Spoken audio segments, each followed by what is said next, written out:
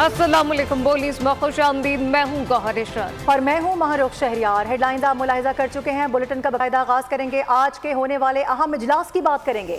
मखसूस नशिस्तों से मुतालिक सुप्रीम कोर्ट की वजाहत पर अमल दरामद मुमकिन है या नहीं, ये सवालात उठे हैं। इलेक्शन कमीशन का 5वां इजलास इस हवाले से जारी है। इससे पहले अपने नाज़रीन को याद दिलाएं कि 4 इजलास बेनतीजा खत्म हो चुके हैं। जराये के मुताबिक इलेक्शन कमीशन सुप्रीम कोर्ट के फैसले पर फौरी अमल दरामद नहीं कर सकता। कानूनी टीम की राय है कि सुप्रीम कोर्ट के फैसले पर अमल दरामद से पेचीदगियां पैदा होंगी। इस मुतालिक मजीद क्या तफसीलात हैं, फाहद चौधरी से जानते हैं। फाहद, आगाह कीजिएगा।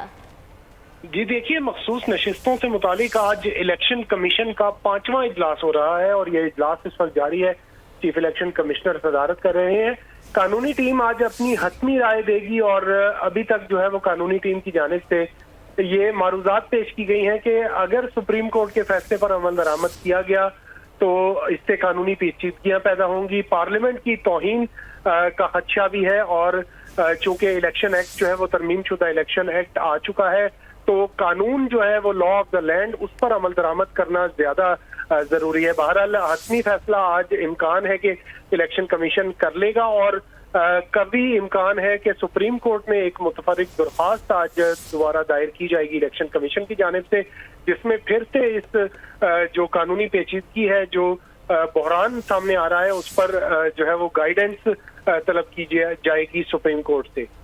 सुप्रीम कोर्ट से मजीद गाइडेंस तलब की जाएगी। साथ साथ मखसूस नशिस्तों का ये मामला है, सुप्रीम कोर्ट की वजाहत पर अमल दरामद मुमकिन है या फिर नहीं, जबकि इलेक्शन कमीशन का 5वां इजलास इस वक्त जारी है। कानूनी माहिरीन ब्रीफिंग देंगे।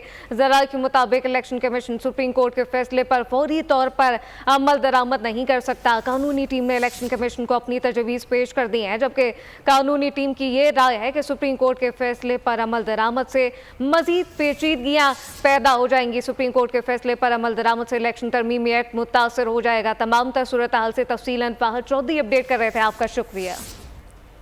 और अपने नाजरीन को ये भी बता दें कि इस वक्त अहम फैसला जारी है। मखसूस नशिस्तों का केस किस करवट बैठेगा, इस हवाले से कुछ ही देर में यकीनी तौर पर सामने आ जाएगा कि क्या कुछ होने जा रहा है। फिलहाल जो अभाम उठे हैं वो जो इलेक्शन कमीशन की जानिब से बार बार ये बात की जा रही थी कि अगर बहुत जल्दबाजी में ही फैसला कर लिया जाए तो फिर इसमें क्या मसाइल आ सकते हैं। मखसूस नशिस्तों से मुतालिक सुप्रीम कोर्ट ने तफसीली फैसला जारी कर दिया है। अपडेट करेंगे आपको। मखसूस नशिस्तों के हवाले से अपडेट आ रही थी। 70 सफ़ात पर मुश्तमिल ये फैसला है। यकीनी तौर पर एक बड़ा फैसला दिया गया है। बात करेंगे जुल्करनैन इकबाल हमें ज्वाइन कर रहे हैं। जुल्करनैन, तफसीली फैसला जारी किया गया है, बताइएगा जराए क्या बता रहे हैं आपके। देखिए, 70 सफ़ात पर मुश्तमिल मारूफ ये फैसला है जो सुप्रीम कोर्ट की जानिब से जारी कर दिया गया है। जस्टिस मंसूर अली शाह की जानिब से ये फैसला तहरीर किया गया और तमाम जो फर्जी फैसला देने वाले 8 जजेस हैं उनके इस पर दस्तखत मौजूद हैं। फैसले की जो इब्तिदा की गई है वो इन्हीं अल्फाज के साथ की गई है कि जो जमहूरी आइन है उसकी बुनियाद अवाम की विल, अवाम की मर्जी शामिल होती है और जमहूरियत की बुनियाद साफ और शफाफ इंतखाबात के ऊपर ही खड़ी है। और फैसले में यह भी कहा गया है कि जो अवाम का हक रायदही है, जो अवाम का वोट है, वो ही बेसिकली सारे डेमोक्रेटिक प्रोसेस की लाइफ लाइन है, यानी कि उनकी जमहूरी अमल की रगों में खून की तरह जो है वो दौड़ रहे हैं, वो सिर्फ अवाम का वोट का हक है। जो इसके साथ ही साथ आइन की जो दीगर हवाला जाते हैं वो भी दिए गए हैं और शफाफ इंतखाबात के हवाले से अदालत का क्या किरदार होना चाहिए, इलेक्शन कमीशन का क्या किरदार होना चाहिए, इन तमाम नुकात के ऊपर तफसीली रोशनी है वो डाली गई है। फैसले के अंदर पाकिस्तान तहरीक इंसाफ की जानिब से जो जमा करवाई गई थी फरीक बनने की दरख्वास्त, उसका भी हवाला दिया गया है और 70 सफ़ात पर मुश्तमिल ये फैसला है जिसको सुप्रीम कोर्ट ऑफ पाकिस्तान ने जारी कर दिया है। अभी जैसे जैसे इसको पढ़ के इस पर से मजीद जो नुकात हैं वो सामने आते जाएंगे, उससे भी अपने नाज़रीन को आगाह करते जाएंगे। जुल्करनैन, मैं आपसे जानना चाहूंगी, एक जानिब सुप्रीम कोर्ट के हवाले से ये फैसला सामने आया। सुप्रीम कोर्ट ने जो 70 सफ़ात पर मुश्तमिल फैसला दिया है जो कि बताया जा रहा था कि इसी हफ्ते प्रिडिक्ट किया जा रहा था। एक जानिब वो इजलास इस वक्त जारी है जो कि इलेक्शन कमीशन का इजलास है, जो इससे पहले 4 हुए हैं वो बेनतीजा खत्म हुए हैं। इन दोनों में क्या कॉन्ट्रडिक्शन हो सकता है और इसके साथ साथ इन दोनों का अगर मवाजना किया जाए तो इसमें क्या चेंजेस हैं? देखिए, तफसीली फैसला क्योंकि अभी आया है, अभी इसका हम जायजा ले रहे हैं, लेकिन एक चीज तो तय है कि सुप्रीम कोर्ट ऑफ पाकिस्तान का जो फैसला है आर्टिकल 189 और आर्टिकल 190 के तहत तमाम जो इदारे हैं वो रियासती इदारे उसके ऊपर अमल दरामद के पाबंद होते हैं। अब इस हवाले से इलेक्शन कमीशन अपनी कानूनी राय जरूर ले रहा है तो अपनी लीगल टीम से क्या जो कानून है वो प्रिवेल करेगा या सुप्रीम कोर्ट का फैसला प्रिवेल करेगा। ले अलबत्ता एक काम इससे जरूर होगा क्योंकि अब तफसीली फैसला आ चुका है तो इबाम जो थे इलेक्शन कमीशन के वो भी इसमें दूर हो जाएंगे, पीटीआई के भी इबाम दूर हो जाएंगे और सबसे बढ़कर जो नजरसानी दरखास्तें दायर की गई हैं पाकिस्तान मुस्लिम लीग नून की जानिब से। इसी तरीके से जो नजरसानी दरखास्तें इलेक्शन कमीशन की जानिब से दायर की गई हैं इस फैसले के खिलाफ, वो लगने की अब राह हमवार हो जाएगी, क्योंकि पहले भी यही फैसला किया गया था कमेटी की जानिब से कि जब तक फैसला नहीं आ जाता उस वक्त तक, क्योंकि वजूहात असल होती हैं कि किस वजह से अदालत इस नतीजे पर पहुंची है, उनके ऊपर फिर रिव्यू दायर किया जाता है। अब क्योंकि ये वजूहात सामने आ गई हैं, अब अमेंडेड रिव्यू पिटीशन आएंगी, उनमें इजाफा किया जाएगा ग्राउंड्स को देखते हुए, उसके बाद फिर ये नजरसानी दरखास्तें समाज के लिए मुकर्रर होंगी। फिर दोबारा से फुल कोर्ट 13 रुकनी बैठेगा और उस नुक्ते को तय किया जाएगा कि आया फैसला दुरुस्त है, सुप्रीम कोर्ट अपने फैसले में बरकरार रहती है या फिर इसके ऊपर नजरसानी करती है, जिस तरीके से दरखास्तों में सदा की जाएगी। तो ये एक दरवाजा था नजरसानी दरखास्तों का जो बंद हुआ हुआ था तफसीली फैसला न आने की वजह से, और कई इक़दामात थे इलेक्शन कमीशन को भी, जैसे बार बार इजलास बुला रहे थे, बेनतीजा खत्म हो रहे थे। तहरीक अच्छा, इंसाफ ने जुल्करनैन आपसे ये भी जानना चाह रहे हैं कि जानिब तो इलेक्शन कमीशन की जानिब से ये वजाहत आ चुकी है कि वो बहुत जल्दबाजी में कोई फैसला नहीं कर सकते, और इसी वजह से ये 5वां इजलास आज जारी है। ये जो फैसला 70 सफ़ात पर जारी किया गया है, इसमें ऐसे कोई पॉइंट्स सामने आए हैं जिससे ये तमाम तरह सूरत हाल वाज़ेह हो सके? देखिए मारूफ, इसमें यकीनन जैसे कि पहले भी हमारे ज़राए में बता रहे थे कि ऐसे तमाम नुकात को एड्रेस किया गया है जिससे कि शायद भाम की और वजाहत की जरूरत ना रहती, लेकिन फिर भी सुप्रीम कोर्ट ने इलेक्शन कमीशन को उनकी दरखास्त पर एक वजाहत जारी कर दी थी। और अब क्योंकि तफसीली फैसला आ गया तो अब कोई ऐसी मेरा नहीं ख्याल कि वजह इसके अंदर ऐसी छोड़ी होगी अदालत ने जिससे कि इलेक्शन कमीशन को मजीद कोई भाम रहेगा। अलबत्ता एक सवाल सिर्फ जरूर इलेक्शन कमीशन के सामने बचा है, वो ये कि जो इलेक्शन तरमीमी एक्ट था जो कुछ अर्सा पहले तरमीम की गई फैसले आने के बाद पार्लियामेंट की जानिब से, उसको ज्यादा वेटेज देना है, उसके ऊपर अमल दरामद करना या सुप्रीम कोर्ट का फैसला प्रिवेल करेगा। इस नुक्ते के ऊपर कानूनी टीम इलेक्शन कमीशन की मुशावरत अपनी कर रही है। आज भी जैसा आपने बताया कि इजलास अभी जारी है, उसके अंदर इसी नुक्ते के ऊपर ही वो जायजा लिया जाएगा कि किस चीज को प्रायोरिटी देनी है। इलेक्शन कमीशन तौहीन अदालत से बचेगा या तौहीन पार्लियामान से बचेगा। बिल्कुल, तौहीन अदालत तौहीन पार्लियामान के दोनों ही सामने। अब देखना यह है कि इलेक्शन कमीशन इस हवाले से क्या राय रखता है, क्या फैसला लेता है। अपडेट करने के लिए बहुत शुक्रिया आपका Zulqarnain. Supreme court practice and procedure committee का इजलास आज शाम 4 बजे होगा। सराय के मुताबिक इजलास के एजेंडे में आर्टिकल 63 फैसले पर नजरसानी शुदा दरखास्तों को समाअत के लिए मुकर्रर करना शामिल है। एजेंडे में मुबैना ऑडियो लीक केस से मुताल्लिक दरखास्तें भी शामिल की गई, जबकि मुबैना ऑडियो लीक्स केस 1 साल से ज़ायद अरसे से ज़ेर इल्तवा है। सदारती ऑर्डिनेंस के बाद जस्टिस अमीनुद्दीन खान 3 रुकनी जजेस कमेटी का हिस्सा है। चीफ जस्टिस पाकिस्तान काजी फाइज ईसा और जस्टिस मंसूर अली शाह भी कमेटी के मेंबर्स हैं। कारोबारी दुनिया से खबरें शामिल करेंगे। आपको बताएं कि कारोबारी हफ्ते के आगाज़ में ही पाकिस्तान स्टॉक मार्केट में तेज़ी देखी जा रही है। 100 इंडेक्स तारीख की बुलंद तरीन सतह पर भी पहुंच चुका है। 100 इंडेक्स में 389 पॉइंट्स का इजाफा रिकॉर्ड किया गया है। 100 इंडेक्स 82,463 पर पहुंच चुका है, जबकि माशी तज्जियाकारों का कहना है कि IMF पैकेज की मंजूरी के इम्कान पर सरमायाकारों की उम्मीदें भी बढ़ चुकी हैं। गुज़िश्ता हफ्ते कारोबार के अख्ताम पर पाकिस्तान स्टॉक मार्केट 74,000 के पॉइंट्स पर बंद हुई थी। स्टॉक मार्केट में कारोबार के पहले दिन का आगाज जबरदस्त तेजी से हो गया। इंडेक्स नई बुलंदियों पर पहुंच गया। इस वक्त 100 इंडेक्स किस तरह और किस सतह पर ट्रेड कर रहा है, तफसीलात क्या है, कफील अहमद से जानते हैं। कफील, बताइएगा, पहले दिन का आगाज मुस्बत हुआ यकीनन। आज कारोबार का आज पहला दिन है मार्केट में, और मार्केट ने जो है वो 82,463 का जो है वो मार्केट ने हाई बनाया था। तमाम उसके बाद मार्केट में थोड़ी प्रॉफिट टेकिंग जो है वो देखी गई है, और इस वक्त अगर हम बात कर लें जो करंट 100 इंडेक्स है वो 235 पॉइंट्स की कमी रिकॉर्ड की गई है और 81,839 के लेवल पे मार्केट जो है वो ट्रेड कर रही है।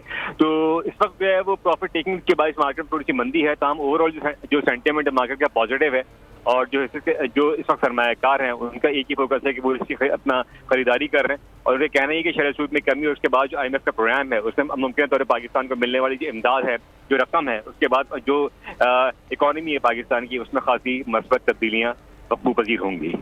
पाकिस्तान की इकॉनमी में खासी जो है मुस्बत तब्दीलियाँ देखने में आई हैं। स्टॉक मार्केट में कारोबार के पहले दिन का आगाज मुस्बत हुआ है। कफील अहमद, बहुत शुक्रिया।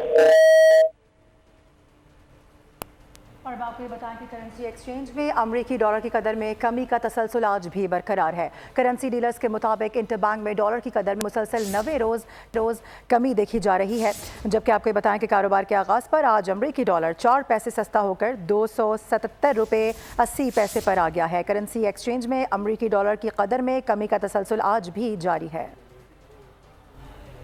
वफाकी हुकूमत ने मिनी बजट लाने का इशारा दे दिया है। वज़ीर मुमलिकत बराए खजाना अली परवेज कहते हैं कि IMF अहदाफ पूरे करने के लिए ऐसा किया जा सकता है। ख्वाहिश नहीं, लेकिन अगर अहदाफ पूरे ना हुए तो मिनी बजट आ सकता है। क्या हम हाथ खड़े कर दें और मुल्क को दिवालिया होने दें?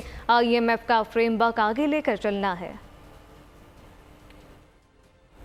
आगे बढ़ेंगे, आपको बताएं कि वज़ीर आज़म शहबाज शरीफ कहते हैं कि गाली गोली, इंतशार और फसाद से मईशत बेहतर नहीं हो सकती। सियासी अफरा तफरी में मजीद वक्त ज़ाया करना कौम के मफाद में नहीं। जल्द से 2028 में करेंगे, अभी वादे पूरे करने का वक्त है। जलसों के बजाय अवाम की माशी हालत बेहतर बनाना ज़रूरी है। माशी बहाली सियासी इस्तेहकाम से जुड़ी है। सियासी इंतशार का मकसद अवाम को रिलीफ देने का अमल मुतासर करना है। मसाइल से निमटने के लिए सबको मिलकर काम करना होगा। और एक जानिब तो इकॉनमी ज़मीन बोस हो रही है और दूसरी जानिब अफसरान की तनख्वाहों के बारे में भी आपको बताते हैं। ज़रा ये भी सुनिए कि कौमी असम्बली में जमा करवाई गई ग्रेड 22 के अफसरान की तनख्वाह मराद की तफसीलात बोल न्यूज़ ने हासिल कर ली हैं, जिसके मुताबिक ग्रेड 22 के 49 अफसरान को माहाना 3 करोड़ 96 लाख रुपए से ज़ायद तनख्वाह अदा की जा रही है। इसी हवाले से बात करेंगे। फ़हद चौधरी हमें ज्वाइन कर रहे हैं। फ़हद, एक जानिब इतने बुलंदोबांग दावे हैं, दूसरी जानिब जो डॉक्यूमेंट्स हैं वो कुछ और कह रहे हैं। जी देखिए, ऐसा ही है। वफाकी हुकूमत जो है इस वक्त ग्रेड 22 के तकरीबन 49 अफसरान हैं जिन्हें 3 करोड़ 96 लाख रुपए माहाना तनख्वाह अदा कर रही है। कौमी असम्बली में जमा करवाई गई ग्रेड 22 के अफसरान की तनख्वाह और मराद की तफसीलात बोल न्यूज ने हासिल कर ली है। एडमिनिस्ट्रेटिव सर्विस, पुलिस सर्विस और सेक्रेटेरिएट ग्रुप में 49 अफसरान ग्रेड 22 में काम कर रहे हैं और सबसे ज्यादा 16 अफसरान इस वक्त एस्टेब्लिशमेंट डिवीजन में तैनात है और इन्हें माहाना तनख्वाह 3 करोड़ 96 लाख रुपए से जायद मराद के साथ अदा की जा रही है। सबसे ज्यादा तनख्वाह इस वक्त ग्रेड 22 के एक अफसर है मोहम्मद शकील मलिक, जो कि ऐवान सदर में तैनात है। 15,90,000 माहाना तनख्वाह हासिल कर रहे हैं। इसके अलावा IG बलोचिस्तान मुअज्जम जहां अंसारी की माहाना तनख्वाह 8,44,000 रुपए है। उन्हें एक जीप, एक कार, एक खानसामा और एक अर्दली भी फराहम किया गया है। जबकि चीफ सेक्रेटरी सिंध सैयद आसिफ हैदर शाह माहाना 7,75,000 रुपए तनख्वाह वसूल कर रहे हैं और चीफ सेक्रेटरी सिंध को एक सरकारी गाड़ी बमा फराहम की गई है। ठीक है फहद, बहुत शुक्रिया आपका तफसीलात देने के लिए। महंगे डॉलर बेचकर 65 अरब कमाने के स्कैंडल का इंकशाफ हो गया है। 2022 में सागदार ने बयान दिया कि बैंकों ने 65 अरब कमाए। तफसीलात क्या है, उमर हयात खान से जानते हैं। उमर, बताइएगा क्या कुछ इंकशाफात हुए? जी बिल्कुल, सेनेट की इक्तिसादी उमूर कमेटी का इजलास सेनेटर सैफुल्लाह अब्दू की ज़ेर सदारत हुआ और इसमें इंकशाफ किया गया कि 2022 में कमर्शियल बैंकों की जानिब से महंगे डॉलर बेचकर 65 अरब रुपए कमाए गए और 2022 में इसहाकदार ने बयान दिया था कि बैंकों ने 65 अरब कमाए। ये कहना था चेयरमैन कमेटी का और चेयरमैन कमेटी ने कहा कि ये गरीब आवाम का पैसा है जो वापस आना चाहिए और ये पैसे इन बैंकों से रिकवर किए जाएं। चेयरमैन कमेटी की इक्तिसादी उमूर हुकाम और स्टेट बैंक हुकाम को हिदायत दी गई है और सेनेटर कामरान मुर्तजा ने कहा कि क्या महंगे डॉलर बेचने पर किसी को जिम्मेदार ठहराया गया, तो जवाब स्टेट बैंक हुकाम की जानिब से दिया गया कि बैंकों की जानिब से जो रेगुलेटरी खिलाफवर्जियां हुई थी उनके खिलाफ पीनल एक्शन लिया गया था और रेगुलेटरी खिलाफवर्जियों पर 1.4 अरब रुपए का जुर्माना जो है वो लगा था और कमर्शियल बैंकों ने ये महंगे डॉलर बेचकर 65 अरब रुपया जो कमाया, इस पर सिर्फ 1.4 अरब रुपए जो है वो जुर्माना किया गया। ये सेनेटर कामरान मुर्तजा ने सवाल किया। कमेटी ने 65 अरब रुपए के स्कैंडल पर स्टेट बैंक से तफसीली रिपोर्ट तलब की और ये रिपोर्ट जो है वो 2 हफ्तों में तलब की है और चेयरमैन कमेटी बड़ी स्क्रीन पर लगाएंगे और रिपोर्ट तलब कर ली गई है। उमर हयात खान, बहुत शुक्रिया। बड़ी स्क्रीन पर लगाएंगे और रिपोर्ट तलब कर ली गई है। उमर हयात खान, बहुत शुक्रिया। और इस वक्त आपको अहम खबर देंगे। मखसूस नशिस्तों पर सुप्रीम कोर्ट का तफसीली फैसला जारी। 70 सफ़ात पर मुश्तमिल फैसला जस्टिस मंसूर अली शाह ने तहरीर किया है। अब से थोड़ी देर पहले भी अपने नाज़रीन को हमने इस हवाले से आगाह किया था। मखसूस नशिस्तों पर सुप्रीम कोर्ट का तफसीली फैसला जारी हुआ है। हमारे नुमाइंदे जुल्करनैन इकबाल उस वक्त हमें बता रहे थे कि 70 सफ़ात पर मुश्तमिल फैसले में बड़ी अहम बातें उठाई गई हैं। इस वक्त जो एक बड़ा अभाम पाया जा रहा है इलेक्शन कमीशन के हवाले से, जिस पर आज इजलास भी जारी है। 5वां इजलास इलेक्शन कमीशन आज लेकर बैठा हुआ है। इससे पहले 4 इजलास बेनतीजा ख़त्म हो चुके हैं। तो इसमें भी उन तमाम तर पॉइंट्स को मद्देनज़र रखा गया है और तमाम तर चीज़ों को खुलकर उसकी वजाहत कर दी गई। और इससे पहले अपने नाज़रीन को यह भी याद दिलाएं कि जस्टिस मंसूर अली शाह की जानिब से यह भी कहा गया था कि जो फैसला सुप्रीम कोर्ट का होता है उस पर मिनोअन अमल करना होता है। बिल्कुल, इस मुतालिक आपको बताएं कि मखसूस नशिस्तों पर सुप्रीम कोर्ट का तफसीली फैसला जारी कर दिया गया। तफसीलात जुल्करनैन इकबाल से जानते हैं। जुल्करनैन, बताइएगा, तफसीली फैसला तो जारी कर दिया गया, लेकिन ये नुक्ता भी वाज़ेह किया गया, इस पर वजाहत दीजिएगा कि कहा गया तहरीक इंसाफ ने 2024 के आम इंतखाबात में कौमी और सूबाई असम्बलियों की नशिस्तें जीती हैं या नहीं, क्या कहा गया इस पर? देखिए, सुप्रीम कोर्ट ऑफ पाकिस्तान का जो 70 सफ़हात पर मुश्तमिल फैसला है, इसके अंदर सुप्रीम कोर्ट ऑफ पाकिस्तान ने इसका आगाज ही किया है जमहूरियत और को आइन की बुनियाद करार देते हुए और कहा है कि आइन और जमहूरियत की बुनियाद जो है वो शफाफ इंतखाबात है और अवाम का हक राय दही है और अवाम की राय है। सुप्रीम कोर्ट ने अपने फैसले में ये भी कहा है कि अवाम की जो राय है दरअसल वही जमहूरियत है, उसके अलावा किसी और चीज़ को भी जमहूरियत नहीं कहा जा सकता। सुप्रीम कोर्ट ने यह भी कहा कि शफाफ इंतखाबात जमहूरियत की बुनियाद है और जो अवाम की राय है वो एक खून की तरह जमहूरियत की रकम में दौड़ रही होती है। 70 सफ़हात पर मुश्तमिल फैसला जिसमें अदालत का कहना है कि सबसे बड़े स्टेक होल्डर आइन और कानून के तहत पाकिस्तान की अवाम है और जो अरकान जिस जमात से वाबस्तगी का हलफनामा देते हैं इन्हें इसी जमात का ही तस्वुर किया जाता है। ये सुप्रीम कोर्ट ने अपने अक्सरियती फैसले में कहा है। और अदालत ने यह भी कहा है कि 39 अरकान जिन्होंने अपनी जो वाबस्तगी जाहिर की थी पाकिस्तान तरीके PTI के साथ इंतखाबात से पहले कागजात नामजदगी में, वो PTI के उम्मीदवार ही तस्वुर होंगे, जबकि बाकी जो 41 अरकान थे जिन्होंने वाबस्तगी PTI की जाहिर की थी लेकिन बाद में फिर टिकट किसी ने नजरियाती का दे दिया था, किसी ने बाद में खुद को आज़ाद उम्मीदवार कहा था, उनको अदालत ने 15 दिन का टाइम दिया था कि 15 दिन के अंदर वो अपने बयान हल्फी सुप्रीम कोर्ट ऑफ पाकिस्तान वो इलेक्शन कमीशन ऑफ पाकिस्तान में जमा करवाएं और अगर मुतलका सियासी जमात जिसके वो जमा करवाएंगे बयान हल्फी वो उसकी तस्दीक कर देती है तो वो बाकी 41 भी उसी जमात के अरकान तस्वुर होंगे और इलेक्शन कमीशन उसी हिसाब से फिर। ठीक है, जुल्करनैन हमें अपडेट कर रहे हैं। अपने नाजरीन को एक बार फिर से बताएंगे, कोशिश करेंगे जुल्करनैन से दोबारा रब्ता बहाल किया जा सके। आइन और जमहूरियत की बुनियाद अवाम की राय, ये एक बड़ा अहम नुकता उठाया गया। इसके साथ साथ तफसीली फैसले में ये भी कहा गया कि जमहूरियत की बुनियाद साफ और शफाफ इंतखाबात पर होती है। इसके अलावा शफाफ इंतखाबात के हवाले से मजीद भी कुछ अहम पॉइंट सामने रखे गए हैं। आर्टिकल 189 के तहत तमाम इदारे पाबंद हैं कि सुप्रीम कोर्ट के फैसले पर मिनोअन अमल करें। इससे पहले भी अपने नाजरीन को बताएं कि इस वक्त जो सीनियरिटी पर जो जज हैं मंसूर अली शाह, उनकी जानिब से ये फैसला तहरीर किया गया है जिसमें 8-13 के हवाले से बात की गई है कि जो 8 जजेस का अक्सरियती फैसला है वो जुलाई को दिया गया था, 12 जुलाई को, जिसमें से सुप्रीम कोर्ट के 13 में से 8 जजेस ने अक्सरियती फैसला दिया था। उस पर आज उसका तफसीली फैसला जारी किया गया है। 7 सफ़हात पर मुश्तमिल ये फैसला है। मखसूस नशिस्तों से मुतालिक सुप्रीम कोर्ट ने तफसीली फैसला जारी कर दिया। बिल्कुल, तफसीली फैसला जारी कर दिया गया है। मखसूस नशिस्तों का ये केस है, अक्सरियती जजेस का तफसीली फैसला बाकायदा तौर पर जारी कर दिया गया। इस मुतालिक वाज़ेह किया गया कि बड़ा स्टेक अवाम का होता है। तफसीली फैसला जैसे मंसूर अली शाह ने तहरीर किया है। इस मुतालिक तफसीलात मजीद क्या है डिप्टी ब्यूरो चीफ अली शेर से जानते हैं। अली शेर, आगाह कीजिएगा, अहम केस है, अहम समाअत हुई, तफसीली फैसला जारी कर दिया गया है। जी बिल्कुल, पाकिस्तान की पार्लिमानी जमहूरियत और सुप्रीम कोर्ट ऑफ पाकिस्तान और इलेक्शन कमीशन, इनके दरमियान जो कुछ चल रहा था उस मामले में अगर किसी चीज का सबसे ज्यादा इंतजार था तो वो इस तफसीली फैसले का था कि सुप्रीम कोर्ट ऑफ पाकिस्तान जो है वो अपना तफसीली तहरीरी फैसला क्या जारी करती है, क्योंकि जब तक तफसीली तहरीरी फैसला नहीं आता उस वक्त तक उसकी वजूहात सामने नहीं आती कि सुप्रीम कोर्ट ने किन वजूहात की बिना पे कौन से नुक्ते के ऊपर जो है वो क्या फैसला दिया है। तो सुप्रीम कोर्ट ने पेशावर हाई कोर्ट का जो फैसला है जो शॉर्ट ऑर्डर में भी कलअदम करार दिया था उसको भी कलअदम करार दे दिया है तफसीली तहरीरी फैसले में। और इलेक्शन कमीशन ऑफ पाकिस्तान का जो 1 मार्च का फैसला था PTI के अरकान को इंतखाबी निशाना अलाट ना करने वाला जो मामला था उसकी वजह से वो भी उसको कलअदम करार दिया है और उसको आइन से मुतसादम करार दिया है। उसके साथ ही साथ सिर्फ ये मामला नहीं बल्कि वजाहत कर दिया है कि ये बड़ा इंपॉर्टेंट नुक्ता जो है वो मंसूर अली शाह साहब जिन्होंने 70 सफ़हात का ये फैसला लिखा है और बाकी जजेस ने उसकी तारीफ की है, उन्होंने ये सवाल उठाया है कि उन्होंने बेंच ने यानी 8 रुकनी बेंच जो है वो जो जजेस थे जिन्होंने एक तरीकी फैसला दिया, ओरिजिनली तो ये 13 रुकनी बेंच था लेकिन जो 8 तरीकी फैसला था उन्होंने लिखा है कि ये बात हमने समझने की बहुत कोशिश की है कि इतनी बड़ी तादाद में पार्लिमानी जमहूरियत में आज़ाद उम्मीदवार जो है वो जीत कर कैसे आ गए। उन्होंने ये भी कहा है कि PTI का ये दावा है कि ये आज़ाद उम्मीदवार जो है ये पाकिस्तान तहरीक इंसाफ के हैं और पाकिस्तान तहरीक इंसाफ के जो वोटर्स हैं उन्होंने इन आजाद उम्मीदवारों को पाकिस्तान तहरीक इंसाफ के उम्मीदवार समझते हुए ही वोट दिया है।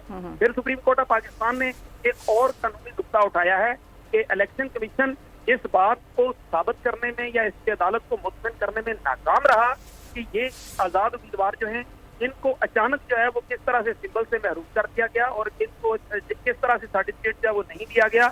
एक तरफ जो है वो इलेक्शन कमीशन ऑफ पाकिस्तान की जो जितने डॉक्यूमेंट्स थे उनके ऊपर जो पीटीआई के जैसे चेयरमैन है बैरिस्टर गोहर लिखा जाता रहा और दूसरी तरफ जो है ये किया गया कि उनको सर्टिफिकेट भी नहीं दिए जा रहे।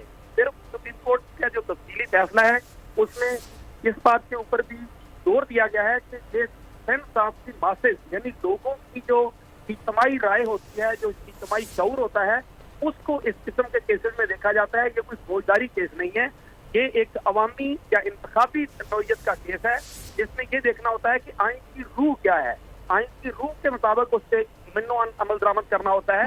तो सुप्रीम कोर्ट की तरफ से इस बेंच के 8 रुकनी तफसीली फैसले के बाद अब इलेक्शन कमीशन ऑफ पाकिस्तान जो है वो भी एक तरह से खंसका रह गया है कि अब जो उसने यानी कि मुसलसल इजलास हो रहे थे, ये चौथा इजलास आज जो है वो इलेक्शन कमीशन में हो रहा था इस बात के ऊपर कि वो पीटीआई के उन 41 अरकान जिनके बारे में सुप्रीम कोर्ट ऑफ पाकिस्तान ने कहा था कि अगर ये अपनी पार्टी के वाबस्तगी के सर्टिफिकेट दे देते हैं किसी भी जमात के तो उनको उस पार्टी का जो है वो तस्वर किया जाएगा। उन 41 अरकान ने 39 को तो पहले ही सुप्रीम कोर्ट ने करार दे दिया था कि ये पाकिस्तान तहरीक इंसाफ के अरकान हैं और उसका नोटिफिकेशन के इलेक्शन कमीशन ऑफ पाकिस्तान ने जारी कर दिया था। दूसरी तरफ ये 41 जो अरकान थे इनके बारे में सुप्रीम कोर्ट ने ये कहा था कि ये 15 रोज में अपने जो सर्टिफिकेट हैं कि उन्होंने किस जमात से इलेक्शन लड़ा है अगर वो बयान जमा करा देते हैं तो इलेक्शन कमीशन जो है वो उनको सर्टिफिकेट जारी कर दे। उन 41 अरकान ने भी अपने सर्टिफिकेट जो है वो इलेक्शन कमीशन में जमा करा दिए थे, लेकिन इलेक्शन कमीशन ने ये मौक़िफ़ इख्तियार किया था, पहले ये मौक़िफ़ इख्तियार किया था कि इन 41 को हम इस वजह से सर्टिफिकेट जारी नहीं कर रहे क्योंकि अभी पार्टी स्ट्रक्चर मौजूद नहीं है और इसके बैरिस्टर गोहर जो है वो हमारे पास लीगलाइज्ड एक तरह से चेयरमैन पार्टी नहीं है कि उनके सर्टिफिकेट को एक्सेप्ट किया जाए क्योंकि इनका इलेक्शन एक्सेप्ट नहीं हुआ है।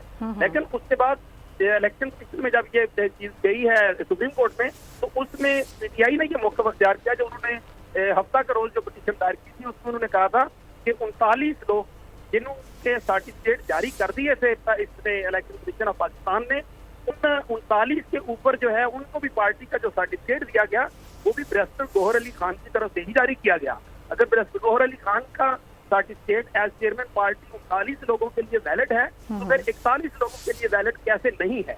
ये बहुत बुनियादी नुक्ता था जिसके ऊपर इलेक्शन कमीशन ऑफ पाकिस्तान के पास कोई तसल्ली बख्श जो लीगल। अच्छा अली शेख, आप पहले ही बहुत डिटेल से बता रहे हैं, कता कलामी की माजरत, लेकिन जानना ये चाह रहे हैं कि जिस तरह से अब इलेक्शन कमीशन ने कहा है कि सुप्रीम कोर्ट के फैसले पर फौरी अमल दरामद तो हम नहीं कर सकते, उससे पहले ही कि ये इजलास किसी नतीजे पर पहुंचता ये अहम फैसला जारी कर दिया गया है और आर्टिकल 189 ये भी कहता है कि तमाम इदारे पाबंद हैं कि सुप्रीम कोर्ट के फैसले पर मिनोअन अमल किया जाएगा। तो अब इस सूरत में क्या रास्ता निकल रहा है इलेक्शन कमीशन के पास?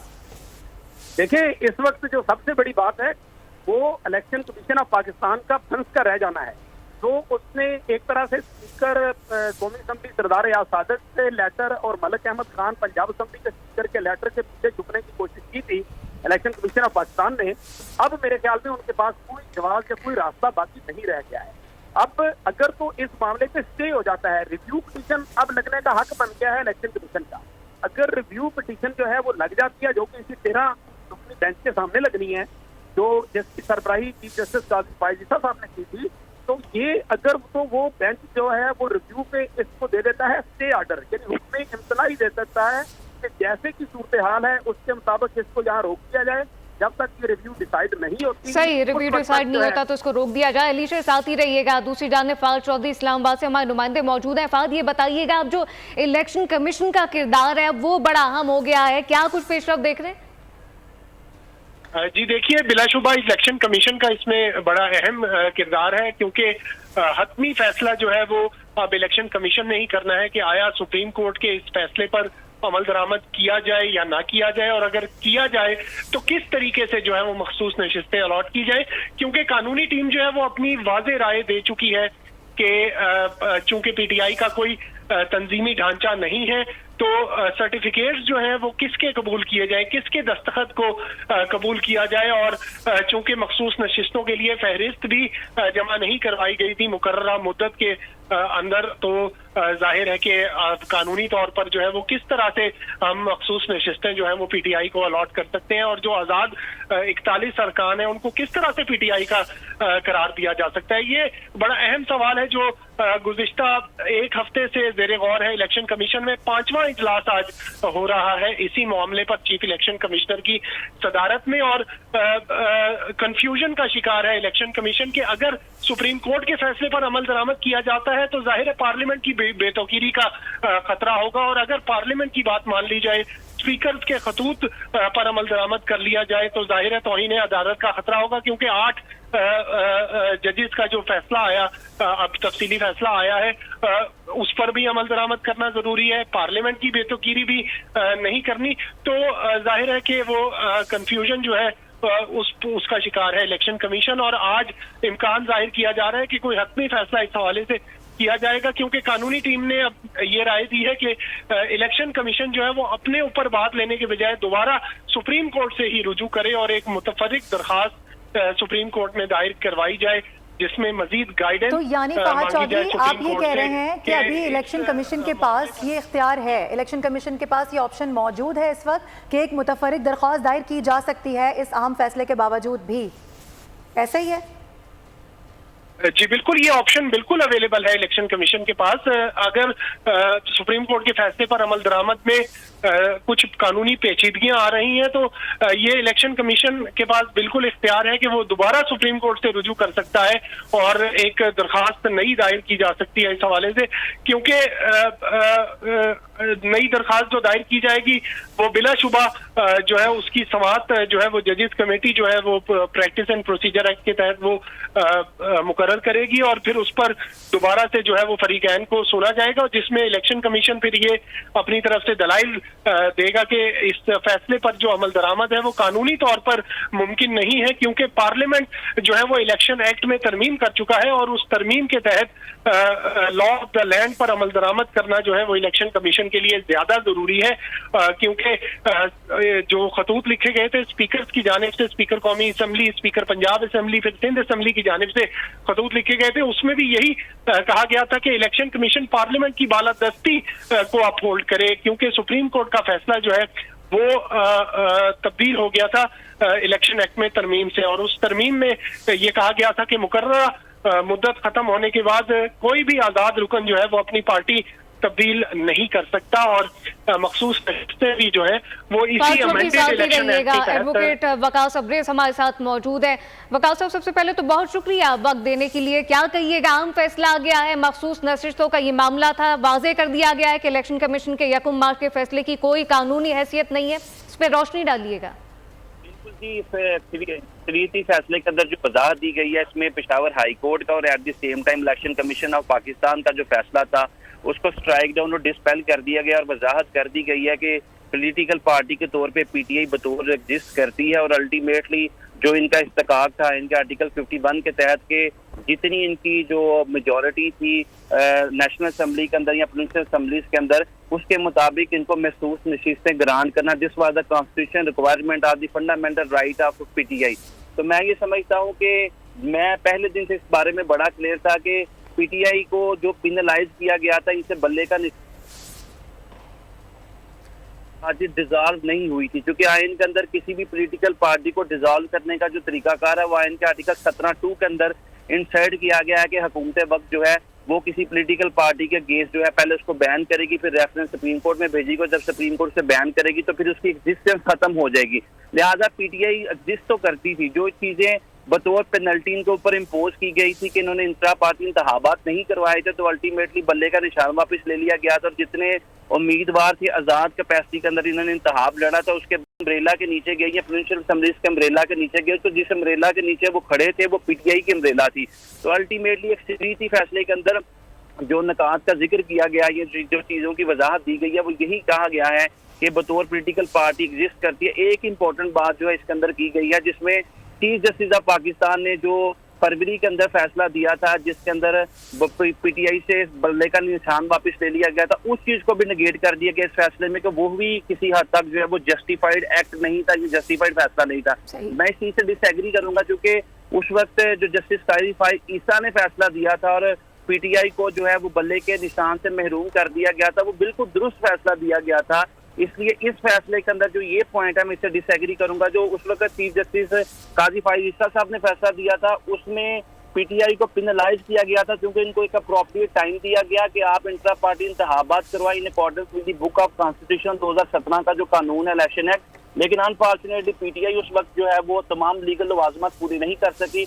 इनके पार्ट पे बहुत सारे लीगल एरर्स थे, लकूनास थे, कजियां थी, कमियां थी, नकायज थी। और जब आपके खिलाफ फैसला आता है, हमने तो पाकिस्तान की पॉलिटिकल हिस्ट्री के अंदर यही चीज देखी कि आप जो है ना मानो की पॉलिसी, मैं ना मानो की पॉलिसी पे अमल दरामद करवाते उस फैसले की धज्जियां उड़ा देते। तो अल्टीमेटली वो फैसला दुरुस्त था। लिहाजा इस फैसले के अंदर ये जो पॉइंट है कि वो जो फैसला दिया गया जिसमें बल्ले के निशान से महरूम कर दिया गया एक बहुत बड़ी पॉलिटिकल पार्टी को, मैं इससे डिसएग्री करता हूं। अच्छा वकास साहब, ये भी बताइएगा, ना मानो की पॉलिसी तो एक जानिब, लेकिन आपकी मौजूदगी का फायदा उठाते हुए ये भी जानना चाहेंगे कि चूंकि अब इलेक्शन कमीशन का जो किरदार है वो बड़ा अहम हो गया है, तो क्या आप समझते हैं कि इलेक्शन कमीशन के पास क्या अब आईनी तौर पर क्या ऑप्शन मौजूद हैं, क्योंकि एक जानिब अदालत है, एक जानिब जो है वो पार्लियामान की बेतौकीरी का भी मामला है?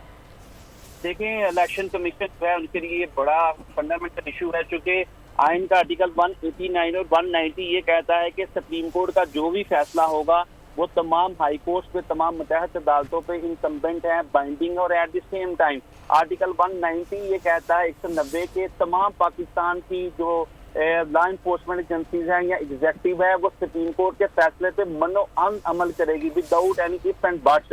तो सुप्रीम कोर्ट ऑफ पाकिस्तान का जो फुल कोर्ट का ये एक्सक्लूसिव फैसला है। तो मैं ये समझता हूँ बतौर स्टूडेंट ऑफ लॉ जो इलेक्शन कमीशन ऑफ पाकिस्तान को आइदर बाय हुक और क्रुक ये फैसला तस्लीम करना ही होगा। दूसरी तरफ अब आपने बात कर दी, क्योंकि स्पीकर का भी हाथ है, स्पीकर ने बड़ी क्लियर इंडिकेशन दी है कि ये नसीहतें जो है वो पीटीआई को नहीं दी जाएंगी। तो इस वक्त ये लगता है कि हमारी पार्लियामेंट और हमारी जो जुडिशरी है, जो हमारी अदली है, जो पाकिस्तान की सबसे बड़ी मुअज़्ज़ज़ अदालत है, वो दोनों आमने सामने खड़ी हैं। और आइन इस बारे में क्या कहता है, क्योंकि हम अक्सर ये बात कहते हैं कि हमारी पार्लियामेंट सुप्रीम है या हमारी जो है वो सुप्रीम कोर्ट सुप्रीम है, तो आइन के अंदर किसी जगह पे पार्लियामेंट की सुपरमेसी की बात नहीं की गई और ना ही जुडिशरी की सुपरमेसी की बात की गई है, बल्कि अपने अपने सफेयर में इंडिपेंडेंटली अपना रोल अदा करेंगे। तो मैं ही समझता हूँ इस वक्त जो सबसे ज्यादा सुप्रीम चीज है वो आइन, और आइन ये कहता है। ठीक है सर, वकास अब्रेज साहब जी कता कलामी की माजरत, आप ये फरमा रहे हैं कि आइन सुप्रीम है, क्योंकि आइन अपने हिसाब से चीजें कर रहा होता है। सुप्रीम कोर्ट के हवाले से अगर बात करें, अगर हम इलेक्शन कमीशन की बात करें या पार्लियामान की बात करें,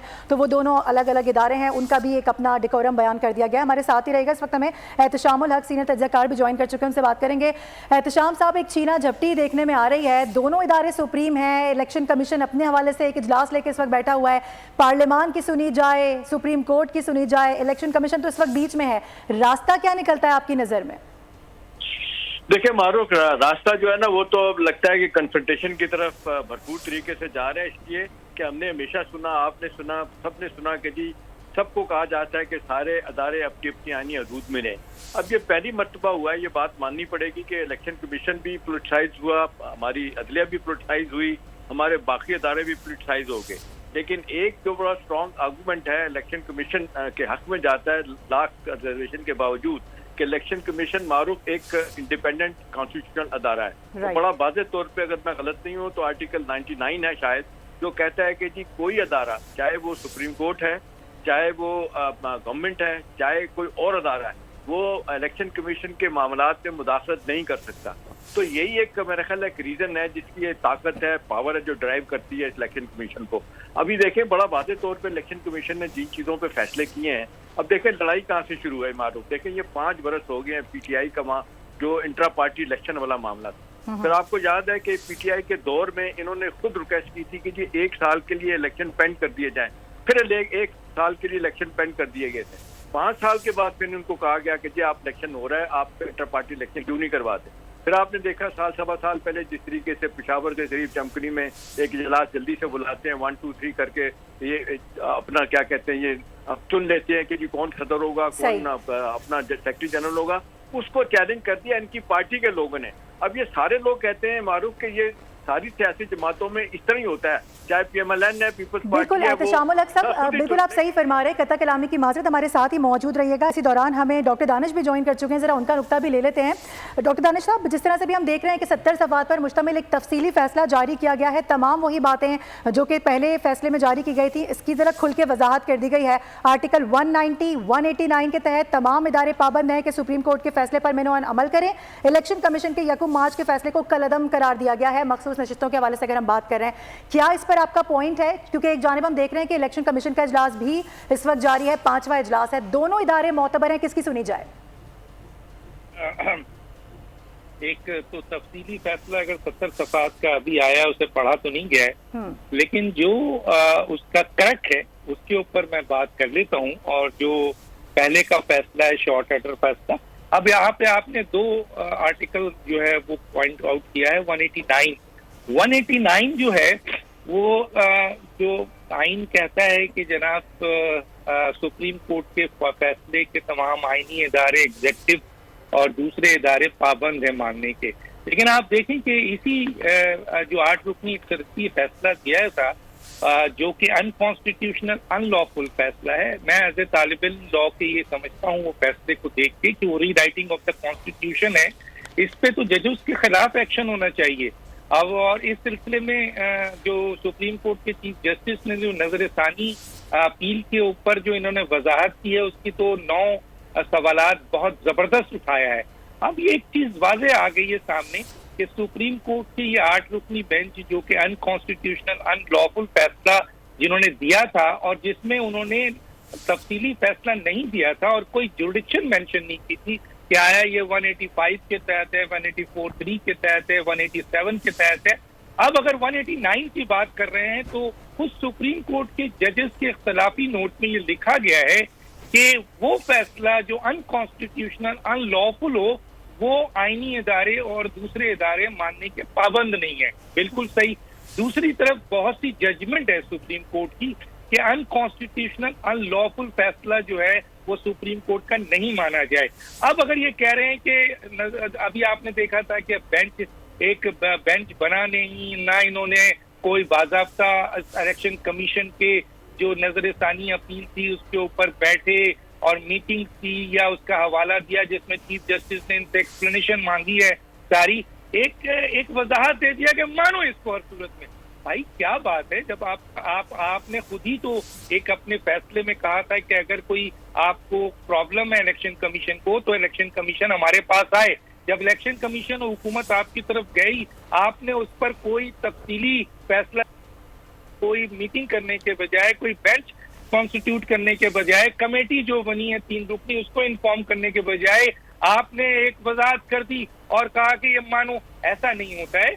और दूसरी बात है, दूसरी तरफ पार्लियामेंट जो एक कानून साज इदारा है उसने इलेक्शन एक्ट 2017 में जो क्लियरिफिकेशन नहीं था उसके ऊपर कानून साजी कर दी है।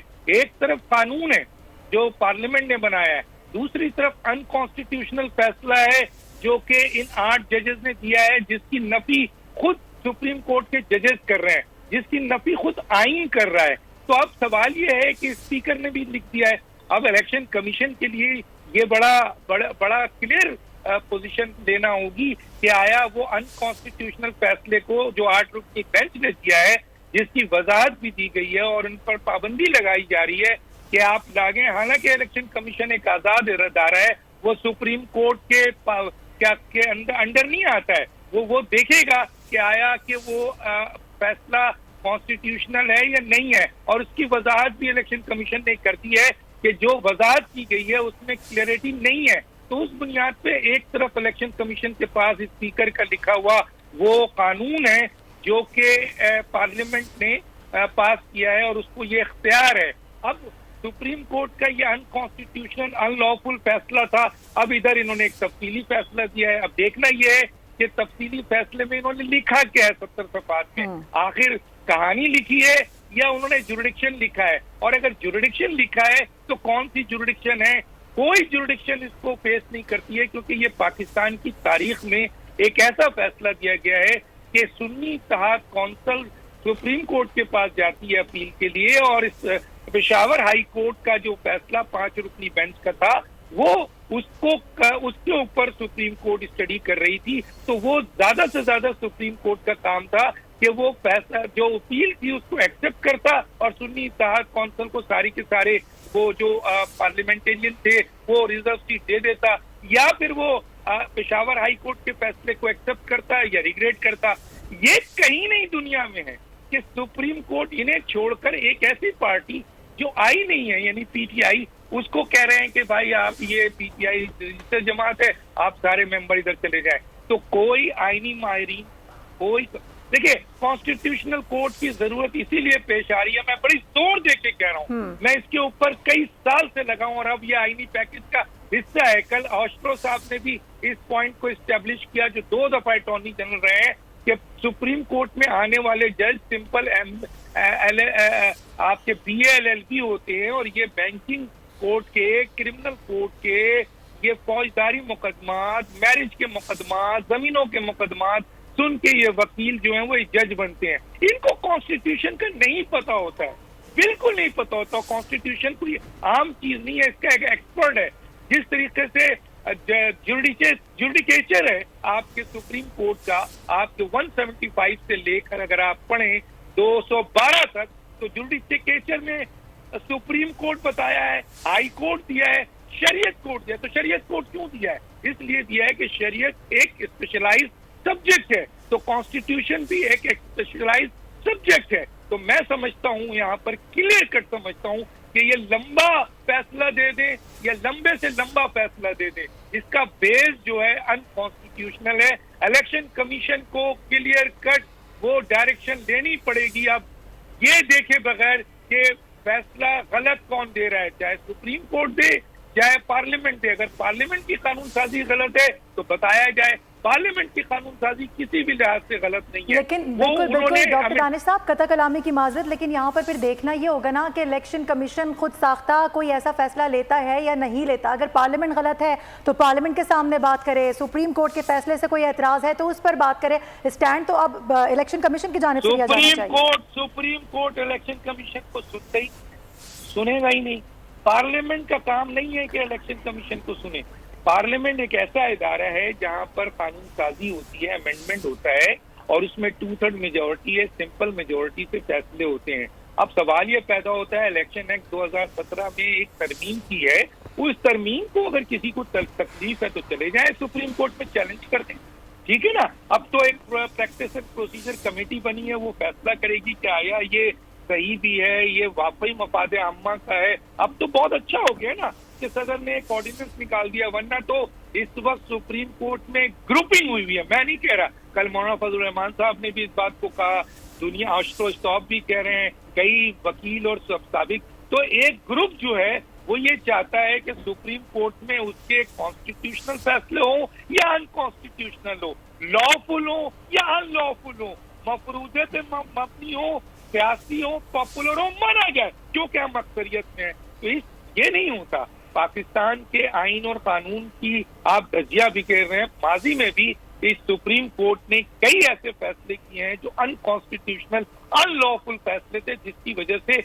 मुल्क को, मईशत को, निजाम को, जमहूरियत को, इदारों को बहुत नुकसान पहुंचा है। इसलिए सुप्रीम कोर्ट आज दुनिया में 142वें नंबर पर है। तो मैं तो ये समझता हूँ कि बिल्कुल इलेक्शन कमीशन को स्टैंड लेना चाहिए और उसका जो भी पॉइंट ऑफ व्यू लीगल है, आईनी है, ये सोचे बगैर कि कौन सा इदारा जो है वो क्या कह रहा है, उसको देखना चाहिए कि आईनी रास्ता कौन सा है। और मैं ये समझता हूँ अपने दानिश में, जितना मैं पढ़ता हूँ, जितना मैं देखता हूँ कॉन्स्टिट्यूशन को, और जितना मैं दुनिया में अहम तरीन कॉन्स्टिट्यूशन लॉयर से बात करता हूँ, कि सुप्रीम कोर्ट का 8 रुकनी फैसला अनकॉन्स्टिट्यूशनल है, अनलॉफुल है। और 189 का मतलब ये नहीं है कि आप अपने अनलॉफुल फैसले, अनकॉन्स्टिट्यूशनल फैसले को हर सूरत में इम्प्लीमेंट करें। जो पार्लियामेंट एक कानून साज इदारा है और पार्लियामेंट ने अगर ये कानून साजी की है और अगर वो कानून साजी गलत है तो सुप्रीम कोर्ट में क्या है कोई, और सुप्रीम कोर्ट वजाहत करे पूरी तशरीह के साथ, ये नहीं कि मैं नहीं मानता, क्यों, मेरा जिस्म मेरी मर्जी, नहीं भाई, मेरी कोर्ट मेरी मर्जी, नहीं भाई। मसला ये है कि जब आप कोई फैसला दो तो उसकी कानूनी हैसियत भी बताएं। आजकल की अवाम, आजकल के लोग, आज की मीडिया, आज के सियासतदान वो पुराने नहीं है कि जो आपने कह दिया वो मान लेंगे, वो वजाहत पूछते हैं। कल मौलाना फजल रहमान साहब ने भी हजरत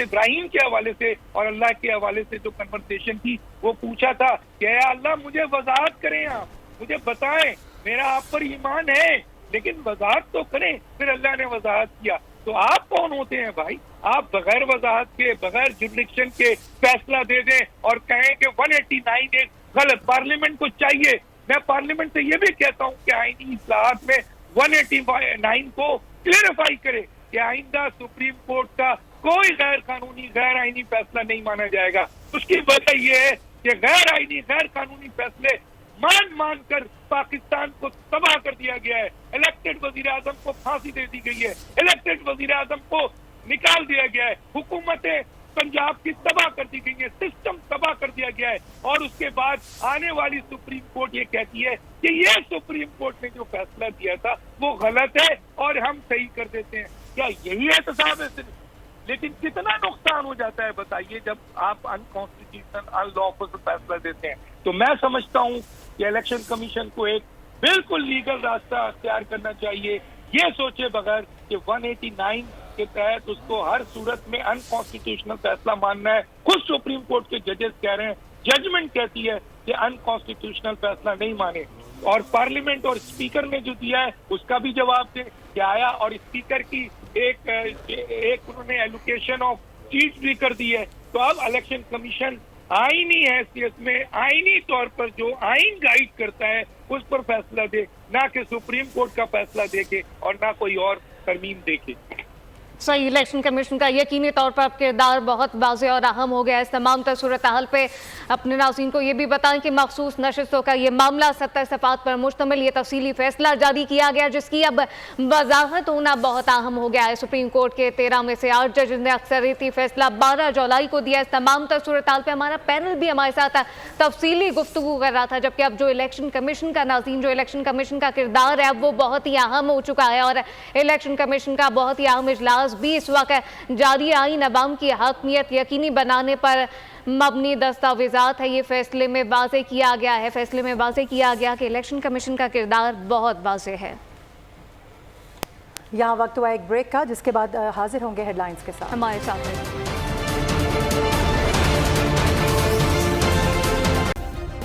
सब्सक्राइब करें और बेल दबाएं ताकि कोई खबर रह न जाए।